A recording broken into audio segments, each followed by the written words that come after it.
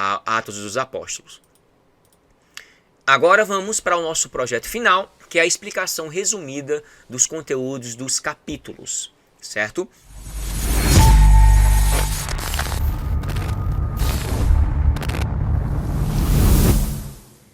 Eu analisei um capítulo apenas, selecionei alguns versículos para vocês entenderem. Primeiro, é mostrado no primeiro versículo do primeiro capítulo de Hebreus, é mostrada a progressividade da revelação divina por meio da natureza geral e das Escrituras, seja do Antigo ou do Novo Testamento, que é chamada de revelação especial, como alguns irmãos aqui acreditam que saibam disso. O primeiro versículo de Hebreus diz assim: Palúmeros kai polutropos. E isso significa o quê, meu irmão? A gente vai entender isso aí. Calma. Hebreus 1:1 diz o seguinte: muitas vezes e de muitas maneiras Deus usou vários métodos, vários instrumentos e maneiras para transmitir, comunicar e orientar os antepassados sobre a sua lei, sobre a sua vontade e visão. Olha só, duas palavrazinhas que representam tudo isso. Tá vendo como é bom a gente estudar a palavra de Deus? Tá vendo como é bom a gente se aprofundar mais um pouquinho na palavra de Deus? Ele se utilizou dos profetas. Ele quem? Deus se utilizou dos profetas, como Moisés até Malaquias, para serem porta-voz para o mundo, né? A voz de Deus aqui no mundo. Essa revelação no Antigo Testamento e do Antigo Testamento, ela é parcial, grave isso na sua cabeça, fragmentada e incompleta. A revelação que Deus traz para o Antigo Testamento, ela não é conclusa, ela não é completa e ela não é imparcial. Ela é parcial, porque é uma parte da revelação de Deus. Por quê? Porque a segunda parte é Jesus que traz e nós temos o Novo Testamento. Esses estágios da revelação era para serem completados com Cristo, que é a revelação divina, final e conclusa da nova dispensação. Então, se você acha que o que tem no Antigo Testamento é suficiente, como alguns judeus ortodoxos, não é errado. A revelação de Deus é 50% no Antigo Testamento e 50% no Novo Testamento. E ambas são 100%. Eu não posso desalinhar uma coisa da outra. Eu leio o Antigo Testamento e quando eu leio o Novo Testamento, eu entendo o Antigo Testamento. Não é o contrário. A gente tem que ler o Antigo Testamento para entender o Novo Testamento. Não é o contrário. Eu leio o Novo Testamento para entender o Antigo Testamento. Porque o Antigo Testamento é antes. Não é antigo no sentido de arcaico. Antigo não significa o seguinte, que foi primeiro testamento. Né? Antigo é primeiro, o mais antigo. E velho, o antigo, né? A gente chama Velho Testamento. Velho não é arcaico. Velho subentende o primeiro, né? Ou talvez Velha Aliança, que a gente chama, né? Esses estágios são fundamentais, porque ninguém pode criar doutrina em cima do Antigo Testamento. Tem doutrina que ela necessita do Novo Testamento, sem dúvida alguma, para se autoconfirmar. Eu não posso usar textos fragmentados do Antigo Testamento, principalmente hereges usam muito Eclesiastes, usam muito algumas passagens de Gênesis, de Provérbios e de Isaías e outros elementos, Jeremias, para criar e construir doutrinas heréticas nos tempos presentes, só se baseando e valendo de tal passagem bíblica e não levando em consideração o Novo Testamento. Um exemplo disso é a questão da alma e do espírito. Porque no Novo Testamento ele é mais profundo. Corpo, alma e espírito. Conservai o corpo, alma e espírito. Uma mentalidade tricotômica, né? Corpo, alma e espírito. Se for dicotômica, alma e espírito seria um sinônimo para algumas pessoas. Mas existe, eu não posso tirar do Antigo Testamento e agora dizer assim, tá vendo? Vou me apoiar 100%, 90% no Antigo Testamento e 10% no Novo Testamento. E seria um equívoco. Essa expressão grega no prólogo de Hebreus quer dizer que as muitas vezes e muitas maneiras pelas quais Deus se revelou nos profetas como forma preparatória para a revelação máxima em Cristo do Evangelho.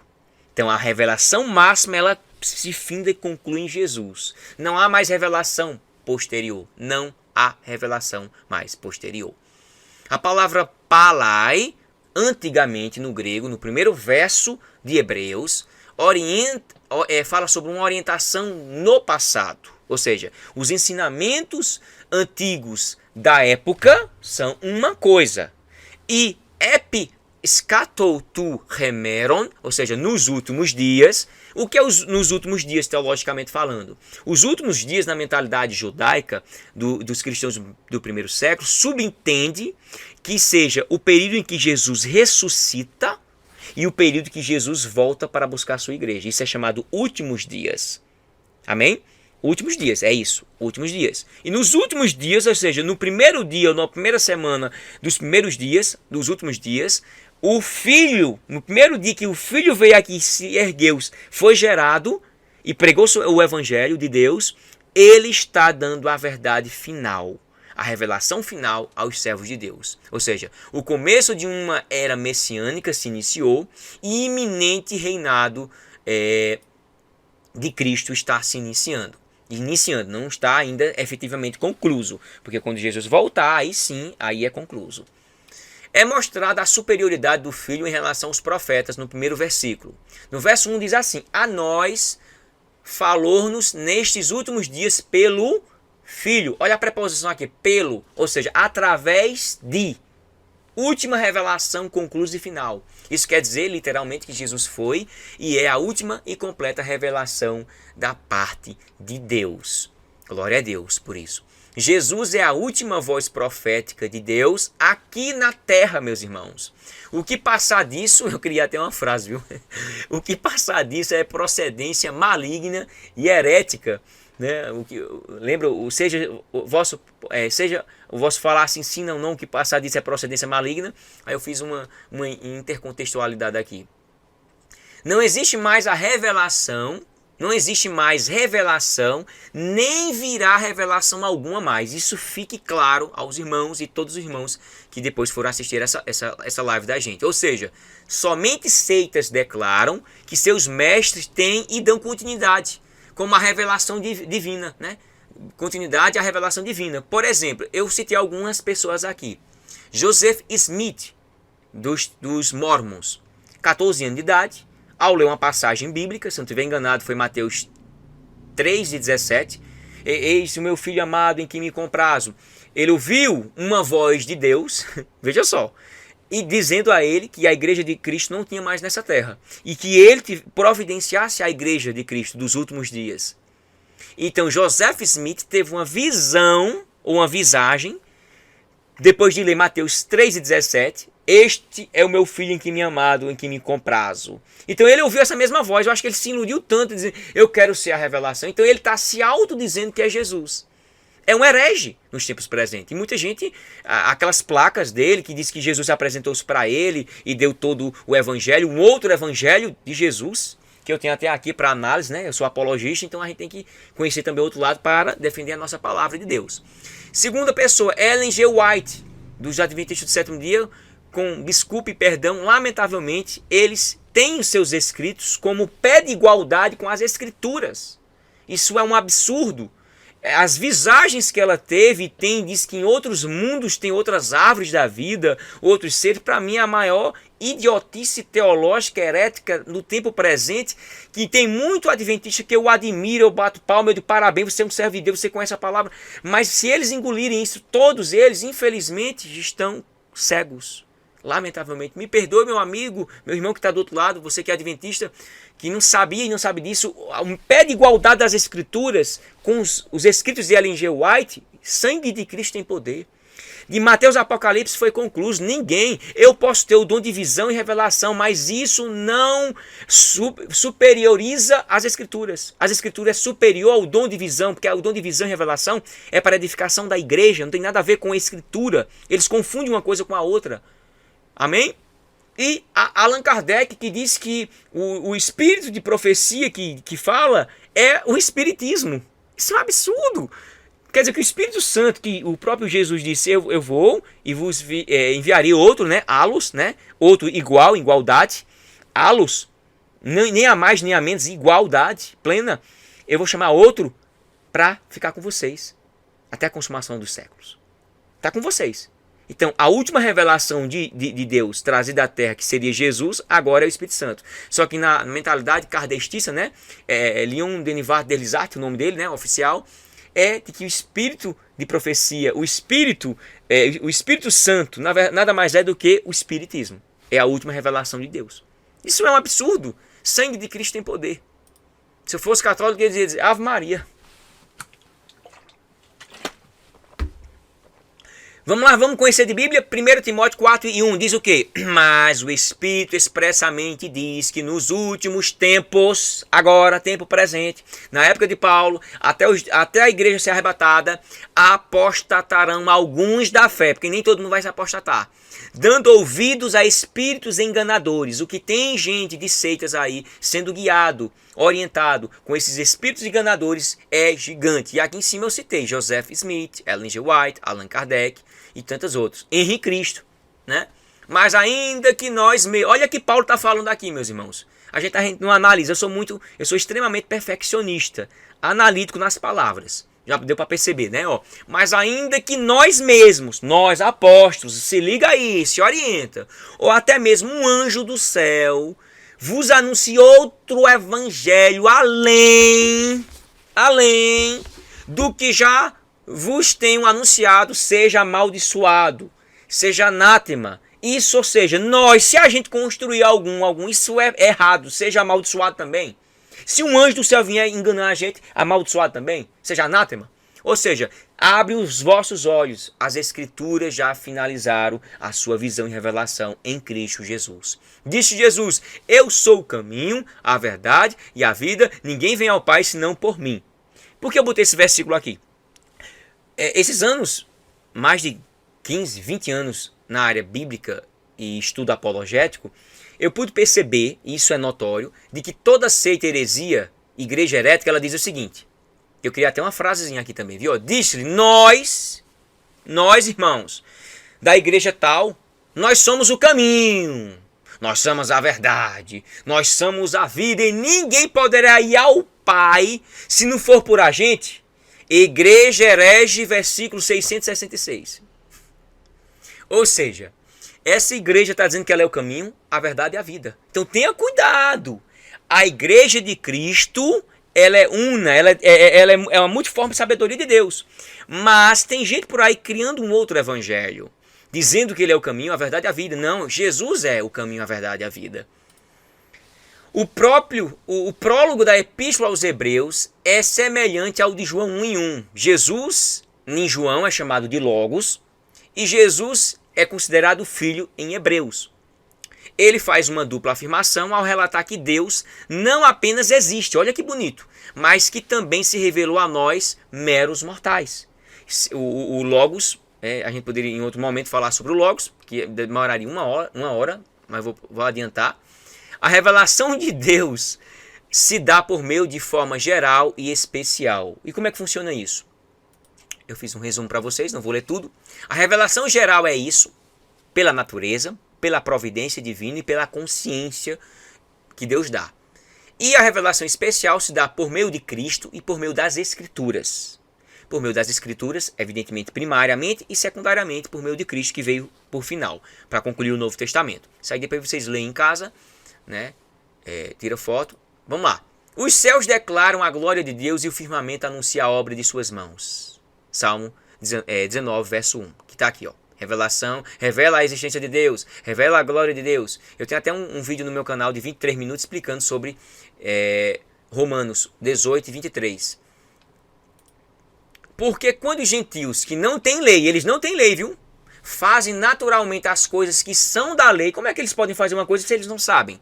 Não tendo eles lei, para si mesmos são lei. Estranho, né? Por quê? Os quais mostram a obra da lei escrita em seus corações, testificando juntamente a sua consciência e os seus pensamentos que quer acusando-os, quer defendendo-os. Ou seja, Deus revelou, implantou sua lei na mente do homem, dos homens, nas consciências, que vai ser cobrado. Isso é um fato da palavra de Deus. Deus se utilizou dos profetas como porta-voz dele, de Moisés até Malaquias, que é chamada de dupla função. Jesus é a última revelação final de Deus trazida à terra. Hebreus 1:1. A Bíblia está completa, não tem mais ninguém para falar nada. A natureza das alianças é que a primeira é mediadora de homens, humanos, né? E a segunda é mediadora de forma mediador divino, que é Jesus. A primeira é externa e a segunda é interna. A primeira é cerimonial e a segunda é espiritual. A primeira é preparatória e a segunda é perfeita, né, no propósito em si. Duas alianças, dois testamentos, duas realidades distintas. Deus falou por meio dos profetas, mediadores humanos no Antigo Testamento, e Deus finalizou sua fala por meio do Filho, mediador divino no Novo Testamento. Hoje sabemos que não há mediadores humanos falíveis, mas temos apenas Cristo, Jesus, como nosso mediador. 1 Timóteo 2:5, né? Há um só Deus e um só mediador entre Deus e os homens, que é Jesus Cristo, homem. Não há salvação em nenhum outro, pois debaixo do céu não há nenhum outro nome dado aos homens pelo qual devamos ser salvos. Que é Atos, capítulo 4, versículo 12. No versículo 2, essa é a verdade. Essa verdade é a citação de Salmo 2:8. Explicação do que significa essa afirmação. O escritor está tratando aqui do estado humano de Jesus e não de seu estado eterno da divindade, uma vez que Jesus sempre teve sua glória antes mesmo da criação do mundo. Porque se alguém falar sobre isso, vai ficar gente. E ele é herdeiro de todas as coisas. Por quê? Porque ele veio em morte de cruz e morreu como humano, Deus humano, né? O lado divino, o lado humano. O próprio Jesus herdou tudo aquilo que o Pai e o Filho fizeram, né? Todo o universo, todo o cosmos em si. Assim, o ponto teológico aqui é mostrar que essa herança recebida é fruto ou resultado do sacrifício vicário na cruz por Cristo. Logo, nada mais justo Deus constituiu herdeiro de todas as coisas, o seu Filho, por ter remido seu povo através da encarnação, morte e ressurreição. Por isso é dado a ele, por herança, tudo o que foi criado, Jesus. E essa é a herança compartilhada ou desfrutada pelos crentes, pois somos co-herdeiros com Cristo. Isso é lindo, Romanos 8:17. Eu amo esse versículo. No verso 2 ainda fala que Jesus é o agente da criação. Isso é só no verso 2 ainda, viu? O escritor ratifica uma verdade na natureza divina de Jesus. Ele diz que Jesus é o Criador ou o agente da criação do universo. O que é dito em Gênesis 1:1 é afirmado em João 1:1 e também ratificado em Hebreus 1:1 ao 3. O cosmos não é eterno, infinito, nem tem consciência própria ou muito menos se autogerou. Logo teve que ser criado por um ser incriado, incausal, que causou todas as coisas. No Gênesis 1:1, a triunidade antecede a criação e também em João 1:1, João 1, Jesus e o Pai também antecede a criação. No verso 3 diz: resplendor da glória de Deus, apolgasma. Isso significa de fato o quê? A concentração de toda a luz ou a irradiação luminosa. Ou seja, se Jesus é o resplendor da glória de Deus, isso significa o quê? Que a glória de Deus, grave isso, ela não é um atributo singular. Vou repetir, a glória de Deus não é um atributo de Deus. Não é um atributo singular, unitário. Por quê? Porque a glória de Deus nada mais é do que a somatória, a soma ou a fusão de todos os atributos da divindade. A glória de Deus é o projeto final. Tudo isso aqui sou eu. Então logo Jesus se concentram, né, em Jesus todos os atributos de Deus. Quando a gente vê o resplendor da glória de Deus, a gente não tem nem ideia de que está falando aqui que todos os atributos de Deus são visíveis e claros em Jesus. Glória a Deus por isso. A glória de Deus foi vista no Monte Sinai, na tenda da congregação, na Arca da Aliança, no templo e de forma completa na pessoa de Jesus Cristo. Verso 3 ainda, Jesus é a expressa imagem de Deus. O que significa isso? Caráter. O que significa? Significa que a expressão exata do ser de Deus é vista somente, apenas na imagem do Filho. Logo, em Cristo vemos Deus, pois ele é a representação original e precisa da imagem de Deus. Quais são as aplicações aqui que a gente possa fazer? Primeiro, eu nominei como dupla aplicação da imagem da pessoa de Jesus. Em relação à imagem de Jesus para com Deus, ela não é e nem pode ser maior nem inferior a Deus.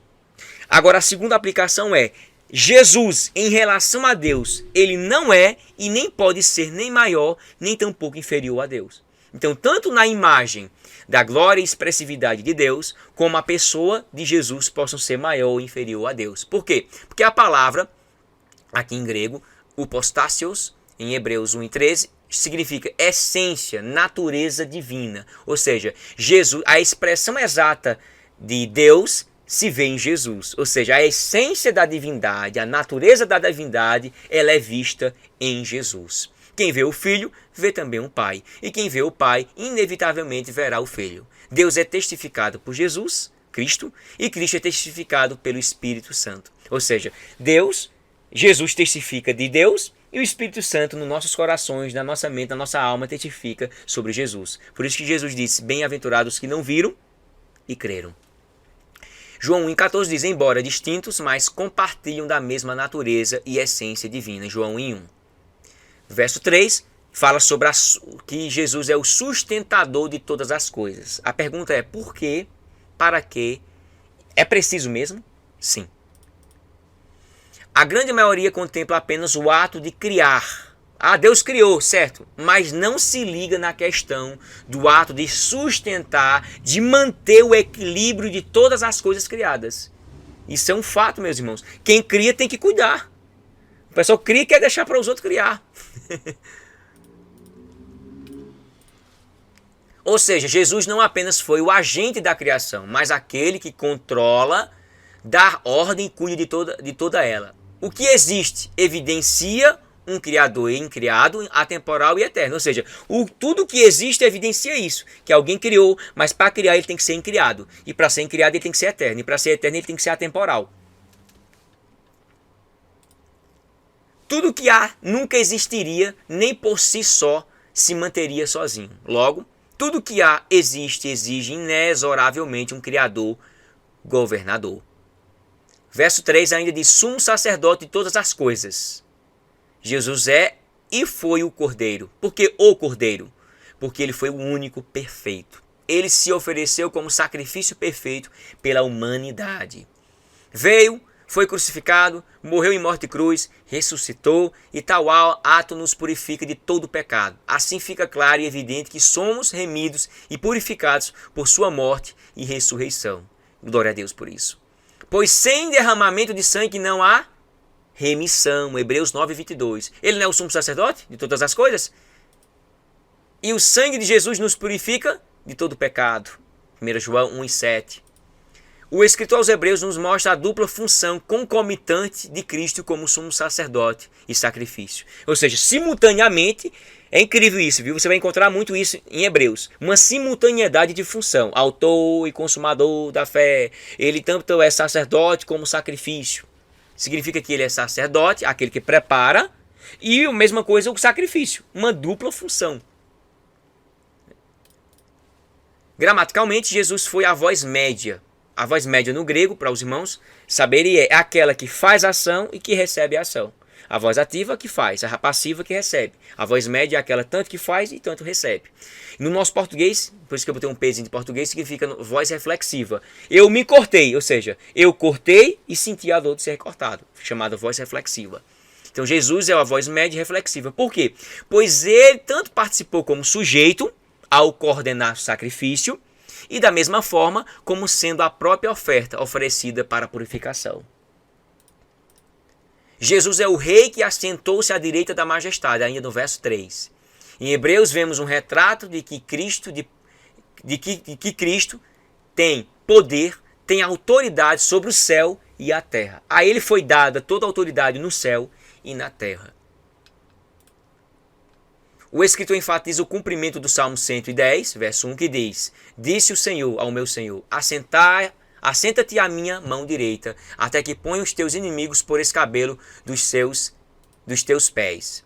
Ora, o Senhor, depois de lhes ter falado, foi recebido no céu e assentou-se à direita de Deus. Marcos 16 e 19 fala sobre isso nos evangelhos. Paulo também fala: quem é que condena? Pois é Cristo quem morreu. Ou antes, a quem ressuscitou dentre os mortos, o qual está à direita de Deus e também intercede por nós. Romanos 8:34. Ou seja, Jesus é o rei que assentou à direita da majestade de Deus. Jesus assentou-se no lugar de maior elevação, de mais elevada honra. Assentar-se à destra de um monarca era ser o segundo comandante, o segundo que comandava, né, que estaria no comando, literalmente o braço direito na nossa linguagem. Esse versículo de Hebreus 1 e 3 foi utilizado muito pela igreja primitiva para argumentar sobre a divindade, a cristologia de Jesus Cristo. Pronto. Irmão, aqui o verso 6 eu vou falar sobre a adoração a Jesus Cristo. E esse quesito aqui demora uns 10 minutos. Ainda dá para aguentar, os irmãos?